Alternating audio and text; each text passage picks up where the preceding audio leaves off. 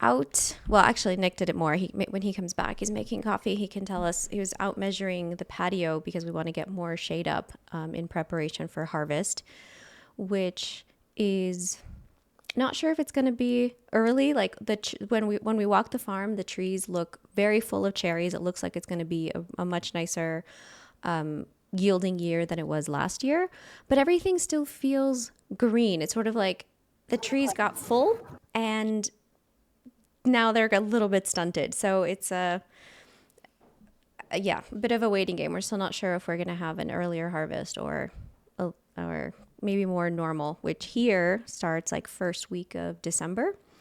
I would really like it if it was early because there's a lot of trials and things that I want to do. So I'm really eager to get started, which is maybe not everybody's approach to harvest. You can feel maybe a little bit of like, oof, there's a lot of work coming up and some dread, but I'm actually really excited to start this harvest and just get some, I don't know, something a little bit different. So, Yeah, I was just going to comment on early harvest versus yeah. regular versus late. It kind of started rain. It's been a pretty mild rainy season, but it's kind of started raining a lot into September, beginning of October. Mm-hmm. And I tend to, when there's a lot of moisture in the ground, it tends to slow down the harvest. My theory is lots of water in the soil means lots of hydrogen, which means the nutrition hydrogen exchange that the plant does is harder. And so less lots of water means the plant's not eating, and if the plant's not eating that, that slows down the ripening. And so I think if it continues to rain a lot, it'll probably slow things down and you'll have a later harvest. Yeah, that's a good point. And I think also along with more water, more rain is lack of sun, right? So we don't have a lot of photosynthetic power with these really gray days. And yes, it's right. We've had in Guatemala, and I'm sure Honduras has been feeling it too, lots and lots of rain, much more than usual. Even though this is our wet season, this is our rainy season, this is when we should be getting water, it feels, in from my memory, much more oppressive than it was last year around this time. Jack? Yeah, good morning. I'm in Colombia and I was at an event the other day with a bunch of coffee growers that are from an area that up until about 3 years ago was all illicit production. So it's an area that's just they planted coffee 2 or 3 years ago, so they're just beginning to get some production. Some of them 4 years ago, but they're inexperienced growers, and the person giving the presentation really felt that they needed to have, these are very small producers, half acre, uh, really, real Nariño Campesino producers. And this person giving the presentation felt like they needed to all have a pH meter so they could know when to end their fermentation. And I know that's useful, but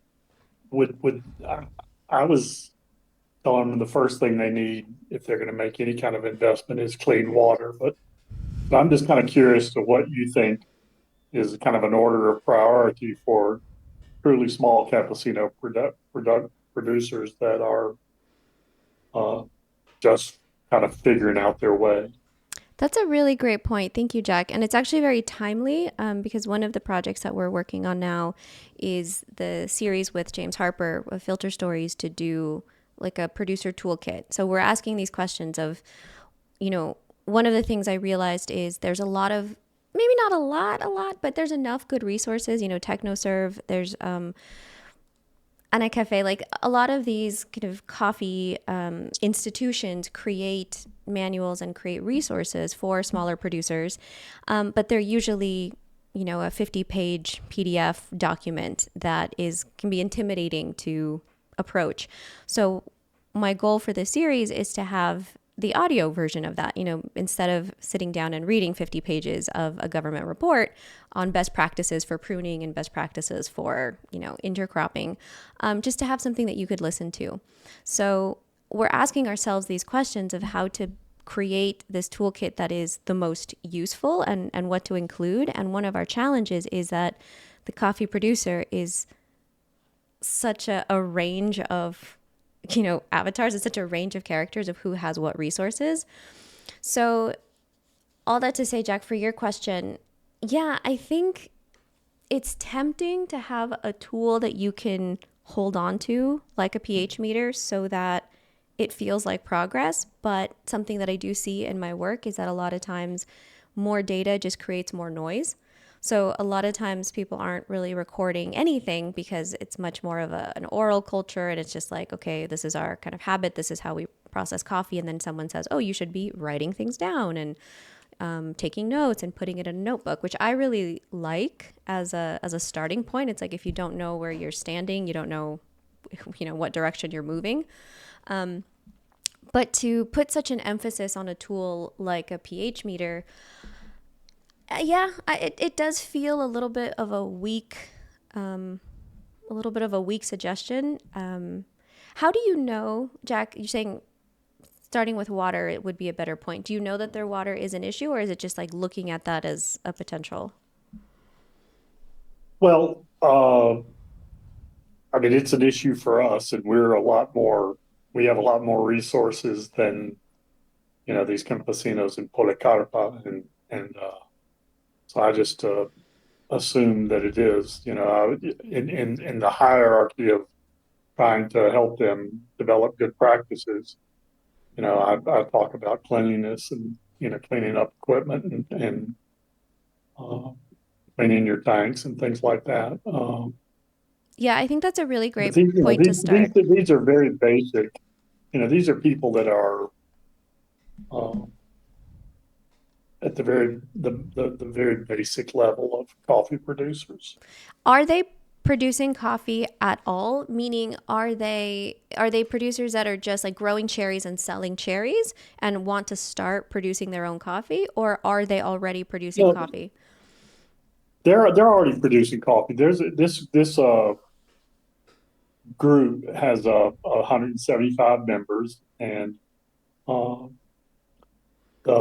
some friends of mine cupped some of their coffees a couple of weeks ago, and had a couple of people had 86 and 87s, and it's some good coffee. So uh, I think the group has a lot of room to grow, but I just didn't like the idea of them feeling like they needed to everybody go out and buy uh, A pH meter. Yeah, especially because instruments, pH meters, and if you're not going the to buy person the giving the buffers. presentation kept saying that all this equipment is really not that important, but kept showing them stainless steel reactors and all this Yeah. equipment, and remote sensing and all this stuff. And so, despite saying this equipment's not important, you know, the time spent on it certainly gave the impression that it is important. So, Right. And I think the importance is the things that that equipment can help you achieve, which is maybe more stable temperatures, or a stainless steel tank can be easier to clean than a concrete tank. And so it's like the things that the equipment allows you to get are important, but you don't need the equipment. So that's, what I try to, like you're saying, cleanliness. I'd rather have you have a concrete tank that you clean than a stainless steel tank that you don't, thinking that the stainless steel tank is just going to accomplish great quality for you. And the same thing with your temperature control. You can achieve a lot of temperature control by mixing your coffee, or maybe submerging, by other tools that don't have to do with a bioreactor and things like that. Jack, there's a question from Dylan in the comments asking how many kilograms or pounds of cherry is each of the farmer producing. Do you have an idea of their size? uh, you know, I I really don't. I haven't been up there. I know they're all very small producers. I would be flabbergasted if anybody had a hectare of coffee. They're uh, probably smaller than that. So I want to say one thing about size, and then I'm going to let Lowell jump in with a comment. But I think, oh, and sorry, Nick is back, so we fixed Flint's issue with them. So I'm going to let Flint jump back in if you're ready for your comment. Sure. But I just wanted to say that, Jack, for this, like, where does a producer start? The way that I think about it is, unfortunately, you kind of have to start like reverse engineer with the end in mind. Like how much access do they have to a market that's willing to pay for more effort? And if the market's not willing to pay for more effort, then my thinking is like, okay, what can they do to make just life easier for themselves? Maybe not necessarily make the best coffee or improve quality, because if quality is not going to be rewarded or identified, then maybe something like reducing their fermentation time so that they can do more, have more batches. Instead of doing a 50-hour fermentation, if we can make it 24, they can process more coffee and maybe sell more volume, things like that, where thinking about who is the final customer. So if being part of this co-op does give them access to having a differentiated market who's going to compensate that extra effort, then we can talk about, the hygiene, the cleanliness, maybe having more complex coffee that will be compensated. But I think a lot of people first think, oh, I have to make, like if I make good coffee and I put all this effort, the market will come.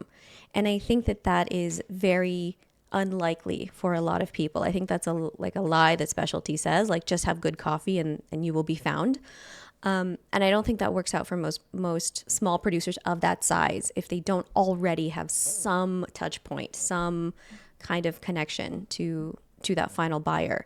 So a lot of the times, my advice to producers is do less and not necessarily do more.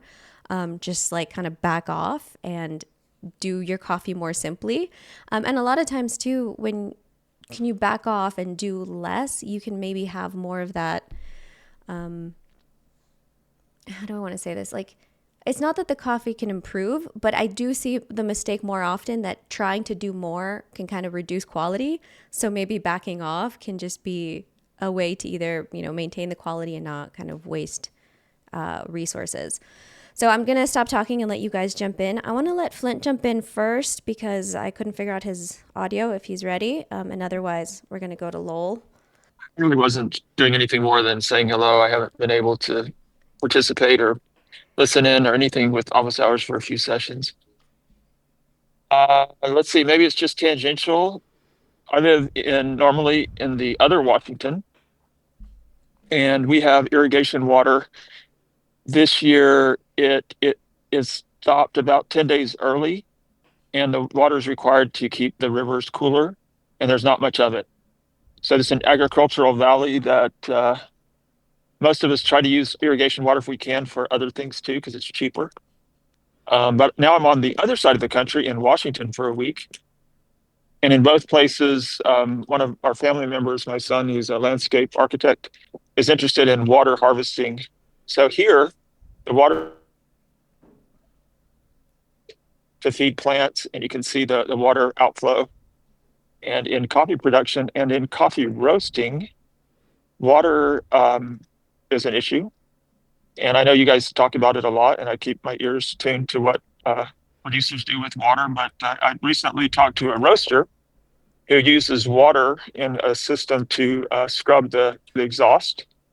And anecdotally, his partner told me that the grow really well. So I'll leave it at that and listening for a little bit longer before I have to check out. Bye. Bye. Well, thanks for those comments. I love this idea of water harvesting. I think there's a lot more to be said on that subject. I'm going to let Lowell jump in, and then I'm sure. It's funny that Einstein is there, because when you mentioned pH meters, he kind of popped into my mind as, what would he say? He would say, teach them how to smell and feel.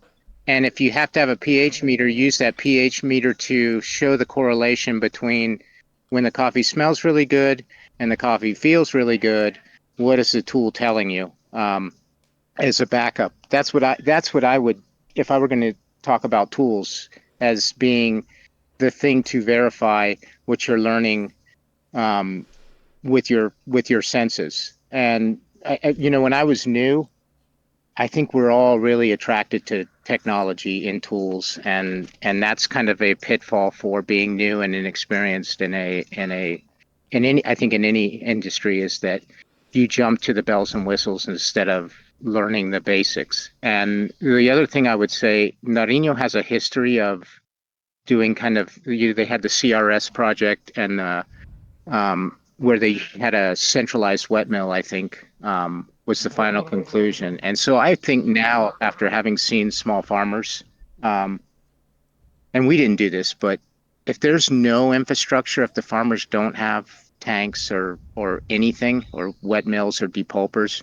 it seems to me that the starting point should be investing in a small centralized mill that they're all able to use, and use that, because then if there's bad investment, it's a collective loss as opposed to an individual loss, and there's collective learning. So that's what I would do if there's no infrastructure, and and selling cherry for a while, or get some institution to pay for that, small centralized wet mill, and they can all work from there and learn. That's kind of the comments I have on technology.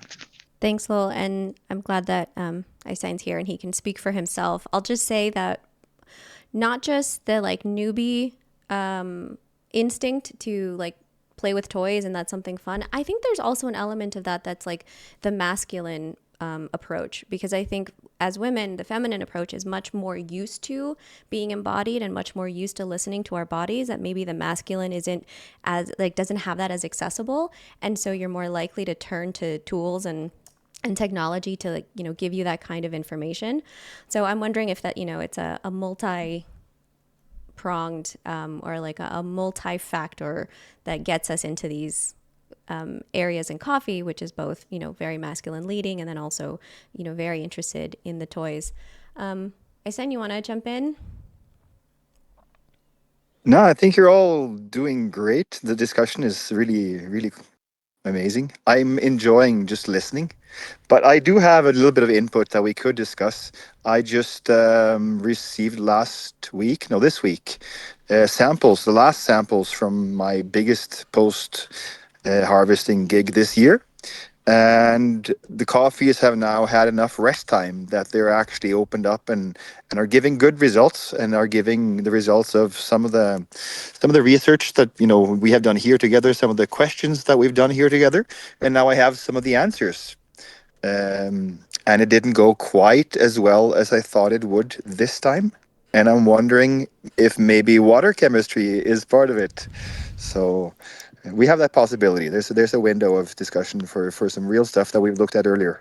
Yeah. Okay. So this idea of getting tools. So I think one of the like misguided trends in coffee was the trend of roasters or buyers gifting refractometers to producers and saying use this to get higher bricks and to kind of change these numbers, and kind of getting away from just looking at the cherry and using our own senses and letting a number kind of lead the conversation. And then there's maybe the idea, well, a pH meter is even more useful than a refractometer, so let's gift that and either have producers have this tool. But again, that's if you don't have the buffers and you're not calibrating it, it's not a particularly helpful tool. And you're also, I'm not sure we're like getting that much more ahead. However, what I'm thinking that might be a good thing to recommend is a water testing kit. We have had a really difficult time in country in Guatemala and in Colombia finding good water testing kits just to see where our water's at. We had to go to the United States, get it from Amazon. Like this, it's a cheap $20 aquarium kit just to test the hardness and the alkalinity of your water, which can have a lot of impacts on flavor. And when we try to get them here, it's $100 because of shipping. Like it just becomes incredibly inaccessible. So I'm almost to the point of thinking that this could be the thing that we should have been gifting. Like if you're going to make a trip, bring that with you and understand the water where you're tasting, so that again, you're not giving bad advice, because we have kind of outsiders coming to taste the coffee, giving feedback on the coffee, and we're not taking into account the water that is at that facility. And so as we're putting together these podcast episodes, we're hearing stories of producers, knowing water is important and then using distilled water to do their cupping. And distilled water will give you nothing. And so you're going to get this feedback of, oh, your coffee's really flat, your coffee's really boring, you should do these wacky fermentations, when it's not the coffee, it's what the coffee's in. So those are just some thoughts about, the tools and things. I just want to come back to what Lowell was saying for Jack's original question is the advice is not individual tools or individual things. It's the advice is community. The advice is have a group. The advice is, spread the risk, whether you're investing in maybe a better tool, something that everybody can use, a better moisture meter that everybody can use instead of every producer having their own individual toolkit, because then you spread the risk over more people and then you compound the learnings, just like we have here in this group.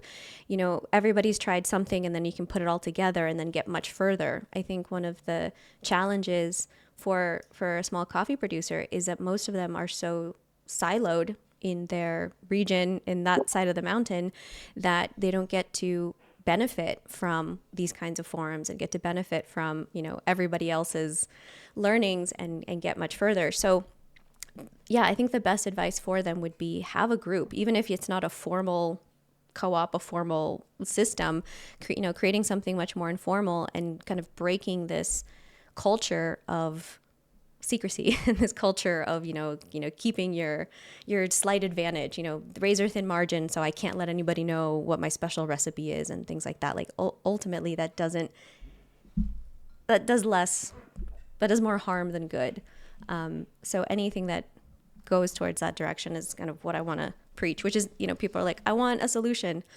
Also want to talk, Christine put in the comment that she's a newbie and without infrastructure and planning for first harvest in December.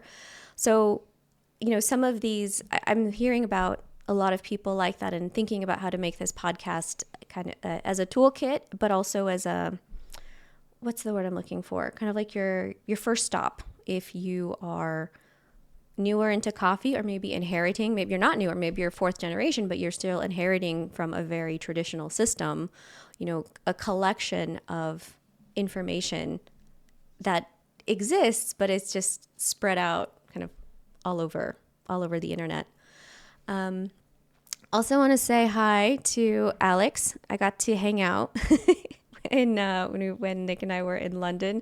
That was so cool, so fun to actually get to see you guys in real life. And hey, so Hey, how's it going?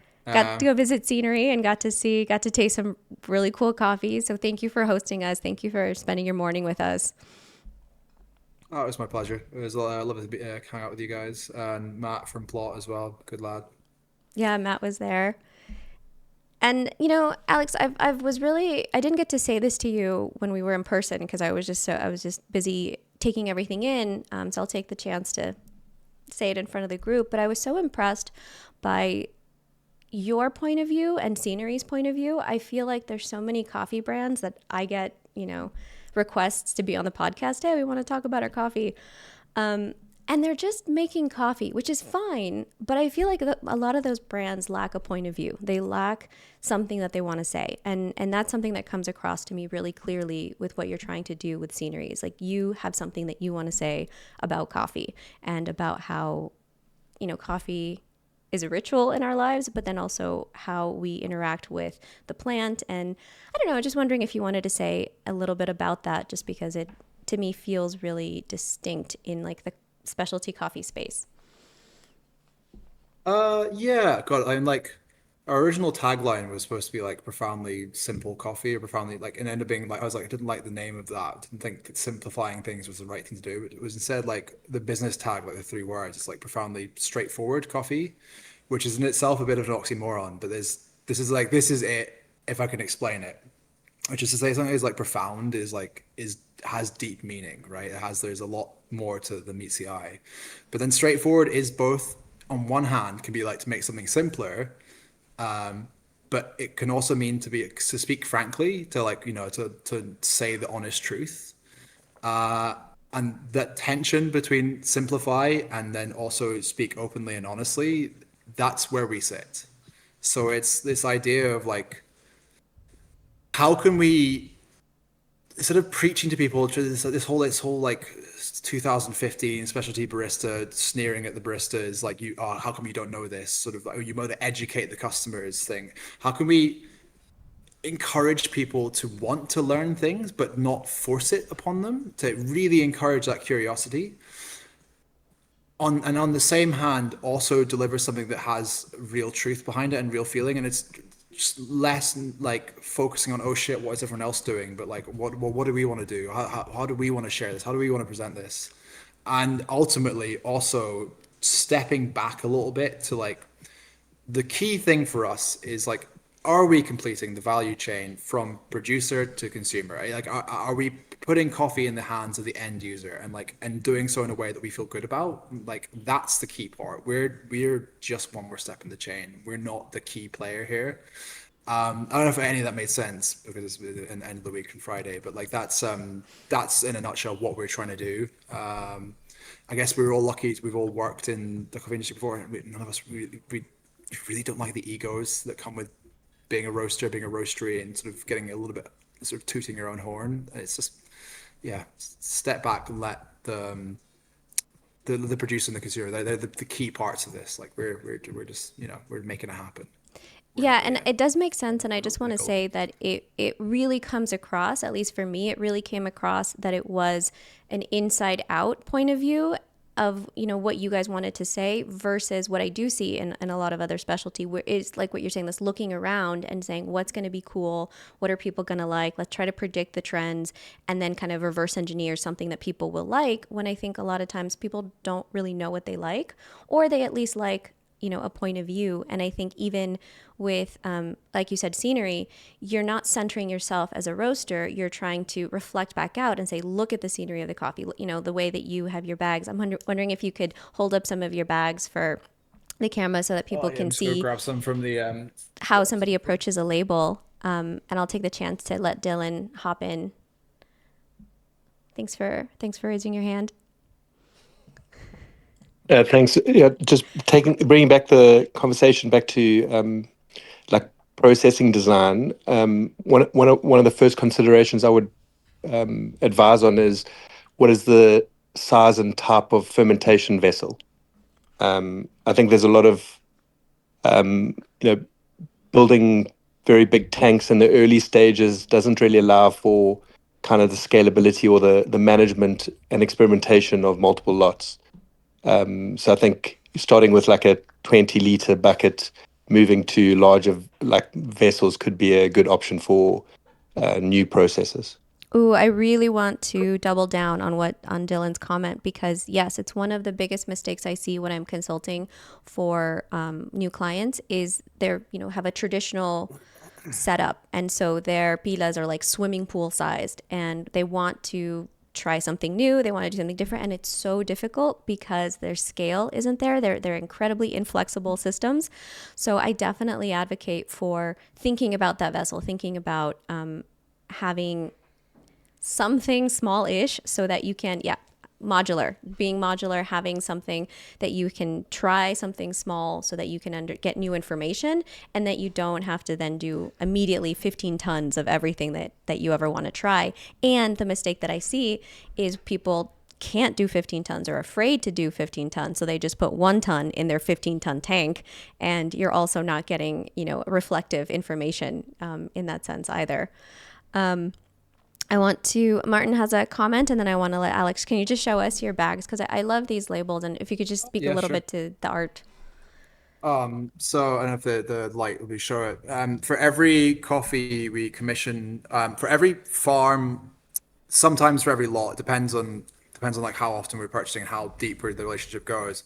We'll commission an illustration from an artist we work with called Lucas Garcia, where we provide him like a brief where like photographs of the landscape and region around like the farm or the region which is grown in, alongside with like the flavor descriptors for the coffee and even like the vibe, like is it cleaner, is it more dense, is it like an ethereal light coffee, and then that illustration then follows along with every following year. So we're trying to develop this visual sub brand for every producer that we work with, so that people can recognize it, be like, oh, I really like that coffee last year, I recognize that label again.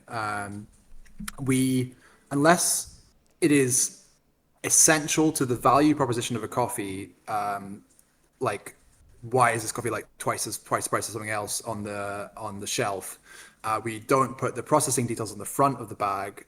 Instead, focusing on like where is it grown, who produced it, tasting guide for the label. That's like rather than saying tasting notes, like this is what we're finding, and like but your experience is valid if you find something different. And then a roast indicator that's more like how much can you taste the influence of the roaster. Making it so that like at 6 foot back or further, someone at a retail shelf who doesn't know anything about coffee can visually get a sense of the vibe of what's going on inside. So we've got an Ethiopian natural, quite a kind of like chocolatey, funky Guat Pacamara, for example. So again, like you get a little purple character on it. And then let's say, for example, Kenyan, lots of sort of yellow fruits, a little bit of like blackcurrant. And again, so the colors are very dominant.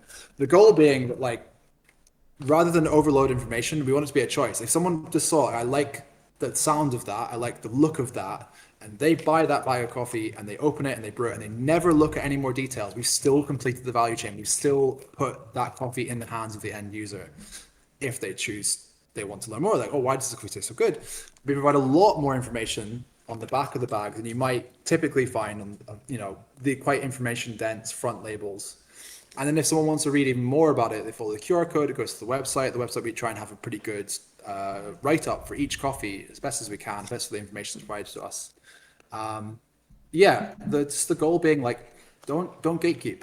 Like the information is all there. It's the choice of how deep you want to go with it. But like, just try and like make it so someone can find the coffee that they're going to enjoy, and they can learn in the process. But it's not like you don't need to know what a double fermented wash like Kenyan process is, or you don't need to know what what is an extended fermentation natural, like by looking at it in the front of the bag.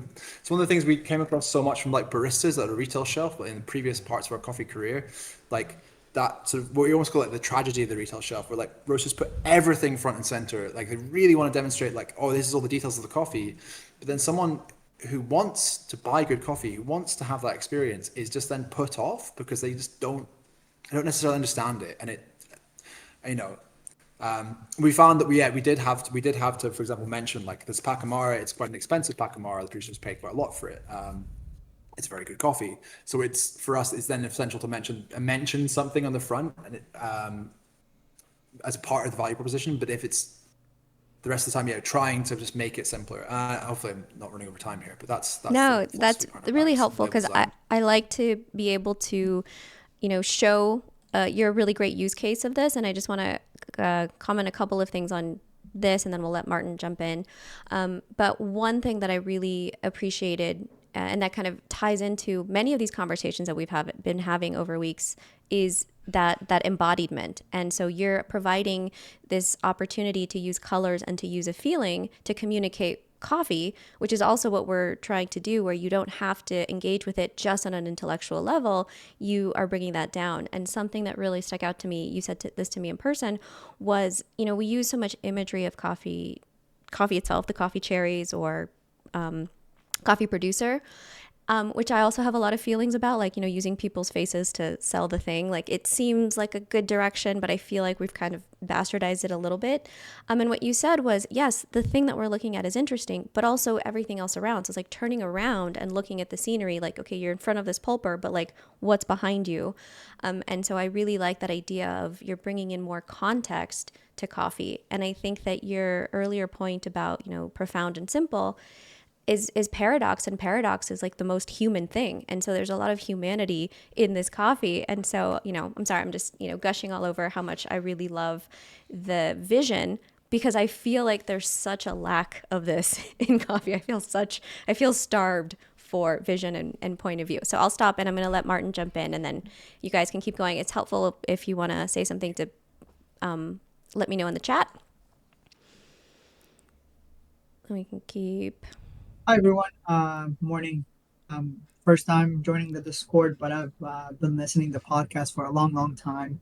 I am part of a coffee producing family in Ecuador, and I think some of the things that you guys have been saying in terms of infrastructure and the water kind of like reminded me of something, and kind of wanted to just put it out there to see if anybody else in a coffee producing country is experiencing these or even have had this conversation. But At the farm, we also produce other non-coffee products that have to go through BPA certifications, Buenas Prácticas Agrícolas, or good agricultural practices. And as part of those certifications, we're seeing a trend where they are pushing us more and more to treat our water, the water that we use to process produces. And we have mountain and spring water, so we're very blessed and fortunate in that regard. So our water is very rich, it's very good water, but it's obviously not potable water. So is anybody treating their water to process coffee, or is anybody like seeing kind of that trend where producers are being recommended, suggested by government entities to start treating their water to produce coffee? That's a great question. And then, Martin, can you just remind us where you're from? The audio dropped out. We didn't hear. Ecuador. Ecuador. Okay. Yeah. So there are, widely different regulations and oversight depending on what country you're in.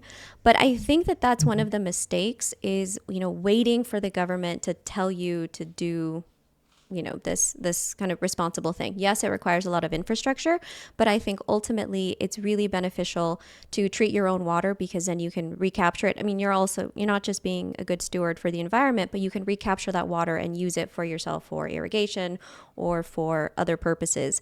So I will share that here in Guatemala, there's no oversight. No, we can pollute as much as we want and no one's going to come look. No one's going to come really check. And if they did, you can very easily pay them some money to look the other way.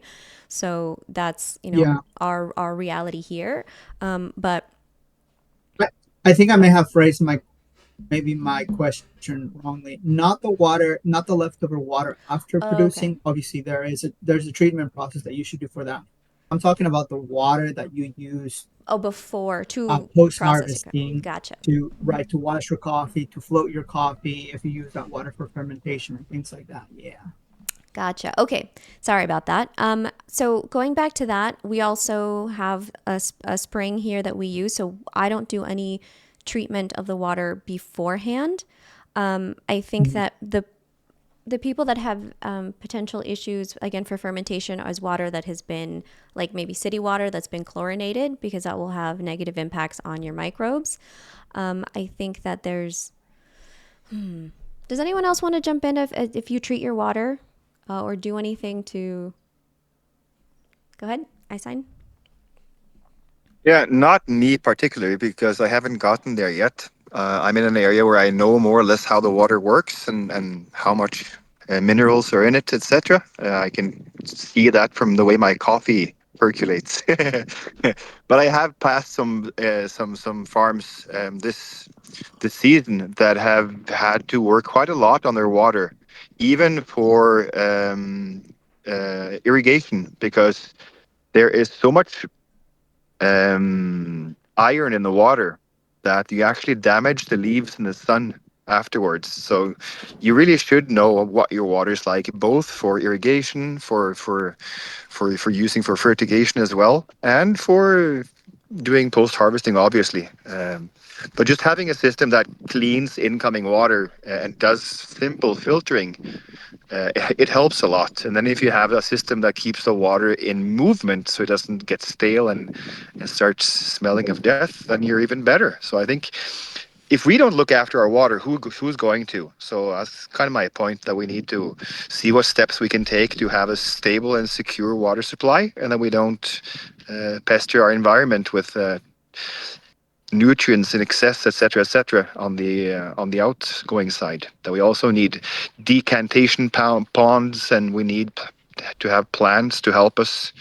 So there's lots of simple things we can do, infrastructure-wise, to help out with these things. Yeah, and in our case, I mean, we do have filtration systems that helps us with sediments and things like that. We have a pretty good irrigation system in we test our water, several times throughout the year, because even though it's spring mountain water, you still want to test it. But specifically in our case, we're seeing that they're starting to recommend is starting to treat water with chlorine to make it drinkable water, as if you would in a city. And so we haven't really done a lot of research on what that type of water, how that type of water could impact your fermentations and your processing of coffee if you're starting to introduce something like chlorine to make it, quote unquote, drinkable water now. Yeah, you'll definitely have an issue. You'll have a reduced activity with chlorine. But I think that can be easily solved by letting a lot of the chlorine evaporate off. So just giving it some time. So it's not, you will have an impact. If But you put in a giant aquarium pump into your water receptacle, you can just make a fountain and let it just oxidate out all the chlorine. It's quite fast. Make a fountain. yeah, make a fountain. Oh, that's interesting. Yeah. I want to let Clara jump in about your bachelor's thesis. Please introduce yourself and tell us what you want to talk about, and then we can keep thinking about Martin's question about water treatment, because I do think that, yeah, it's something maybe more in the comments that we can share. Okay, thank you so much. So first, about myself, it's my first time here, even though I've been listening to your podcast for like quite some time, but I was always like kind of too shy to come to the office hours. So yeah, I've been working as a barista now for like 3 years, and I really did want to get more into many details of coffee processing, and especially like from the producer side. So yeah, I loved your podcast and I still love it. I'm just like getting more information. And besides, I'm studying ecotrophology, which is like something like food and nutrition sciences. So I always, once I have like research projects, I always try to connect these two things and like do them on coffee and different topics. And now it's like time for my bachelor's thesis. So I want to write my thesis on the advantages and disadvantages of using yeast inoculation. And my yeah, it's really important for me to have the perspective of coffee producers. So like to let this perspective come into research, because for now, many of the research papers focus on sensory attributes or like chemical composition, which we already did at university, like analyze the volatile compounds. And of course, that's important, but like this broad thing for what challenges does it bring to the producers, but also which advantages, for which reasons do they use it. So far, yeah, it's really like a gap in academic research as far as I saw it. Yeah, so for that, I want to do expert interviews. This is also reason why I'm here now and why I'm talking to you, because I'd really like you to participate in it. So it will be like more of talks. I prepared specific questions, but it's like a talk about different aspects. So, like, what impact does it have on quality? And there are also some subparts on expenditures, challenges, time expenditure, but also like reproducibility, stuff like that. Mm, yeah, so there's no conditions for you to take part in it. It would be like a video interview, and no special knowledge or preparation is needed. So it's really just like about daily experiences. It would be like about half an hour till an hour and in English. So yeah, that's like the basic thing. So it would really like if you could, or if you would like to take part in it. Of course, you would get access to the results and also like the final thesis. Yeah, so if you have questions, you can just ask them now or just also write me as you like. So this Thank is you. no, thank you, Clara. So this is an open invitation to any obviously producers that are listening now that have experience, and then in the replay, if you're watching this later. Clara, can you maybe include your email in the chat so that if someone's Sure, listening later, that they can share their experience? of And course. Thank you so much. I think that it's really important, her point about we've really been focusing from one point of view of, again, the sensory aspects and the benefits for the consumer. And we definitely have a gap in terms of, are there actual benefits for the producer? We've really taken for granted that if there are benefits for the consumer, then of course they'll pay more and maybe there's better market access. So obviously it's better for the producer, but that's just like a guess. I think what she's looking for is actual evidence and testimonials of, is this true? Is this actually working out? There's a theory of it, but is this actually happening? And a lot of times we know there's a big gap between theory and the reality. So I really encourage anybody who's listening that wants to share their experience, because it's a chance to get a different perspective that science often, doesn't bother to capture. So thank you for that work. Thanks so much. Cool. We have a few minutes left. Is there anything else that anyone else wants to talk about?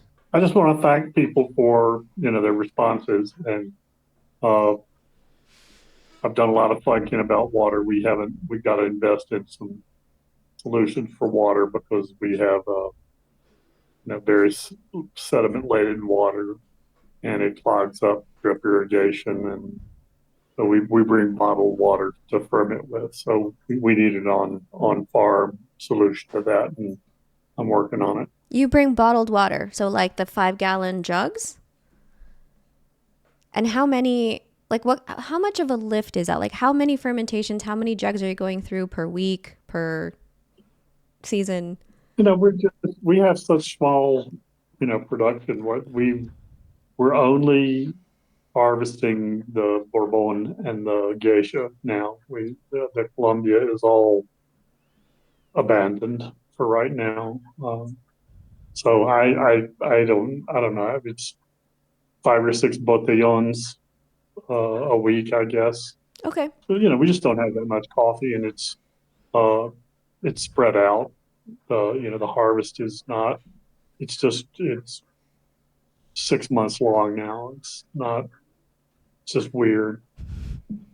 Okay, so it sounds surprising, but it's not that big of a burden because of your volume and because of how easy it is to get this bottled water. That's what we do for our coffee, is we buy the giant bottles of water. I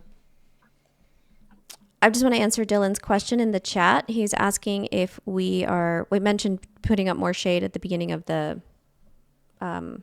office hours, that we are expanding our shaded area in our patio, and he's asking if we have any other upgrades for tools for this system. And right now, this is our biggest challenge, because this coming year we are attempting to quadruple our production that we've done previous years. We have a big order, and so we're doing 4 times what we've done the last 3 years. So that's a bit daunting. So we're needing to expand our patio surface area of what's covered.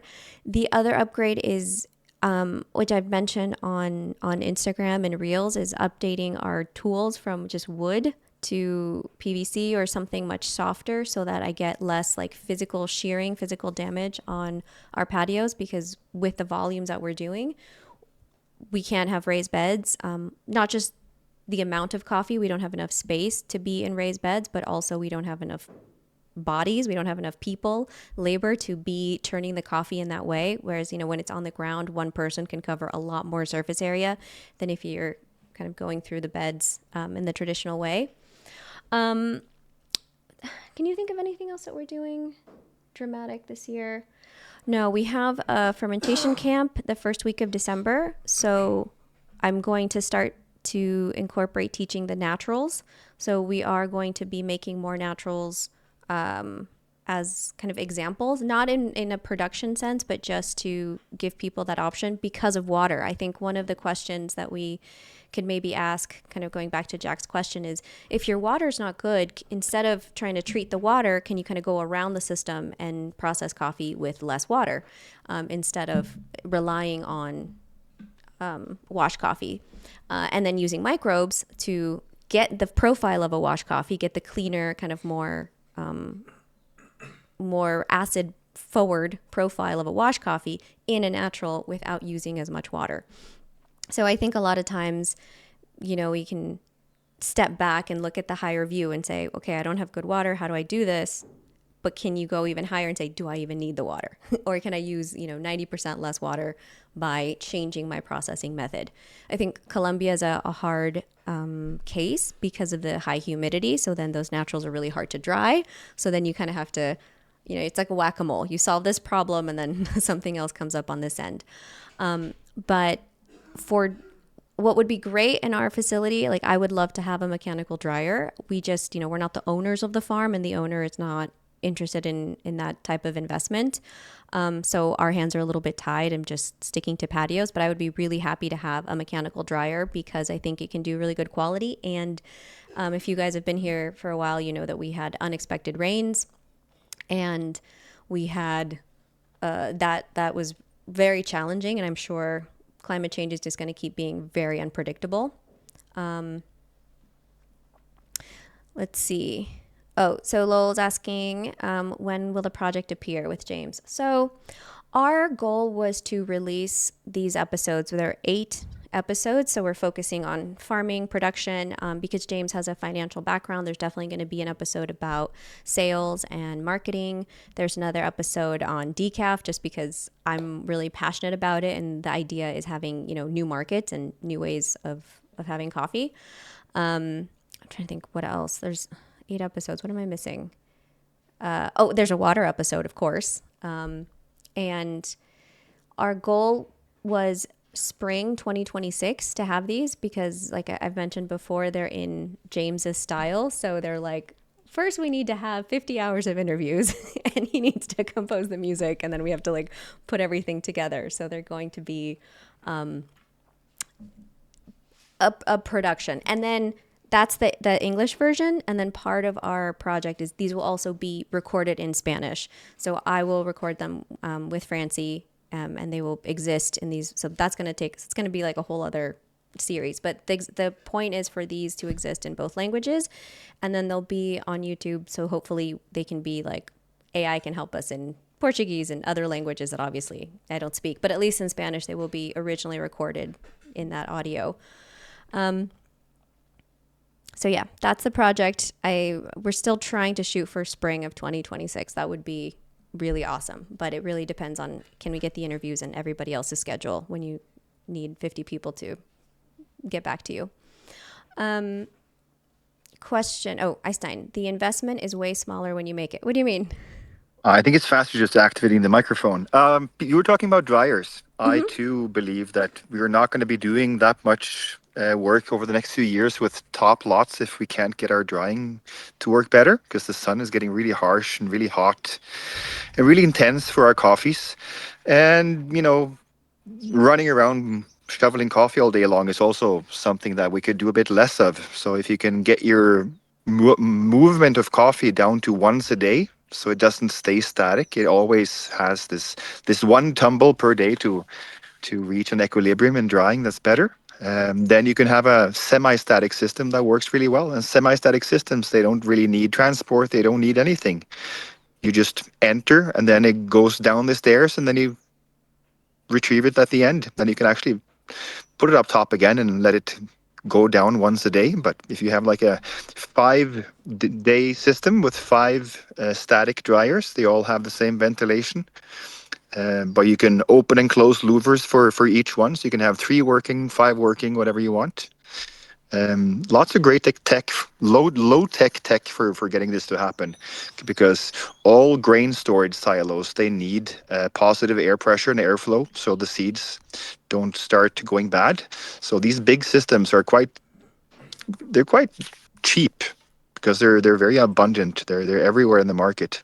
So getting these things hammered together is not a big deal. You can reuse roofing, simple roofing, and expansion foam, or you can use composite wood materials that disconnect you from the ambient. So you have a system that's less thermically dependent on what's around it. It keeps its heat even though it's cold outside, for example.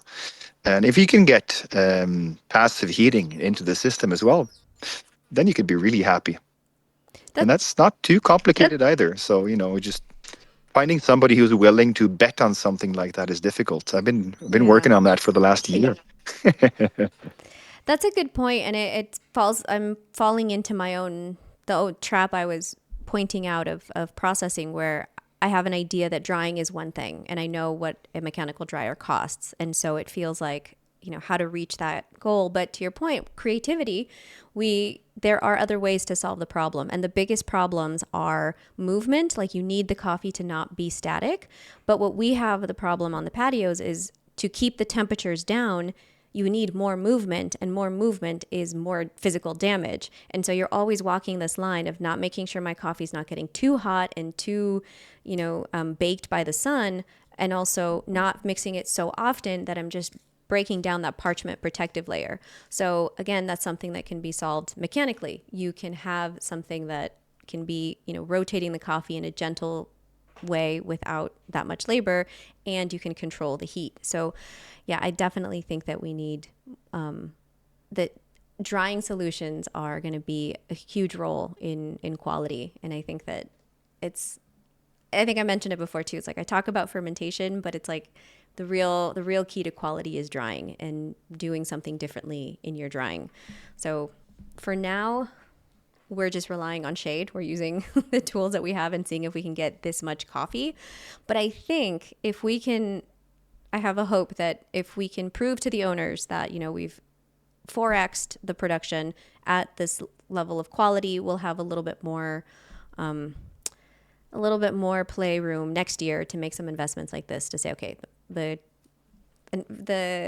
climate is not helping us. We can grow even more. Let's make some of these investments. And that's, yeah, if you're thinking about where do I invest my money, if there's maybe for someone like Christine who's starting out, be way cheaper on fermentation tanks. Use those plastic, barrels and invest more in drying. Whereas I think the trend is for people to invest in fermentation and kind of ignore drying because we think, oh, the coffee's just losing water. But it's so dynamic. So if you are thinking about where to go, and maybe earlier to Jack's question, more time in drying, less time on pH meters and tanks, thinking about how to keep that coffee stable. All right, everybody. Thanks for hanging out with me. It's so good to see you guys. We're happy to be back. We'll get back on a regular schedule of, every other week of office hours. And yeah, I think that's it. Good to see you guys next time. Bye.